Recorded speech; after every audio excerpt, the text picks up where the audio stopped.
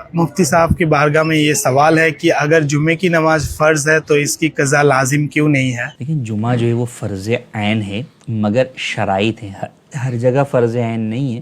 شہر کے اندر فرض ہے، گاؤں دیہات کے اندر جمعہ جو ہے وہ فرض نہیں ہے۔ پھر جمعہ جو ہے وہ اکیلے نہیں ادا ہو سکتا، جماعت کے ساتھ ہی ممکن ہے اسی طرح ادا ہوگا۔ پھر جماعت بھی جو ہے وہ ہر کوئی اس کی قائم نہیں کر سکتا، بلکہ جسے جو ہے وہ اہل محلہ نے جو ہے وہ امام مقرر کیا ہو جمعے کا، یا شہر کے کسی مستند مفتی نے جو ہے وہ اس کا امام مقرر کیا، وہی جمعہ جو ہے وہ پڑھا سکتا ہے۔ تو یوں کچھ شرائط ہیں جو عام نمازوں سے ہٹ کریں۔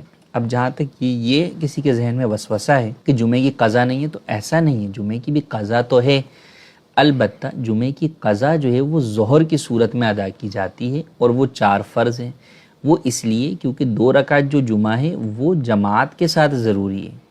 اب جب جماعت ممکن ہی نہیں ہے، نماز کا وقت گزر گیا، تو اب ایسی صورت کے اندر اس کی قضا جو ہے وہ ظہر کی طرف کنورٹ ہو گئی ہے۔ تو اس سے یہ سمجھنا کہ وہ فرض ہی نہیں ہے، ایسا جو ہے وہ نہیں ہے۔ اور اگر واجب ہے تو واجب کی بھی تو قضا ہے، جیسے وطر واجب ہے تو اس کی بھی قضا ہے۔ تو پھر تو وہ یہ کہیں گے کہ جناب یہ واجب بھی نہیں ہے کیونکہ اس کی تو 2 رکعت قضا ہو ہی نہیں رہی۔ تو یوں اپنے طور پہ قیاس آرائیاں کر کے دینی احکام کے اندر لوگوں کو اپنے طور پہ یوں چیزیں بتانا یہ ہرگز درست نہیں ہے۔ جو چیز قرآن و حدیث سے ثابت ہے اسی کے مطابق جو ہے وہ ہمیں عمل کرنا چاہیے۔ قرآن کریم کے اندر جو ہے وہ باقاعدہ سورہ جمعہ موجود ہے، تو لہٰذا جمعہ کا جو حکم ہے فرضیت والا وہ فرض عین ہے۔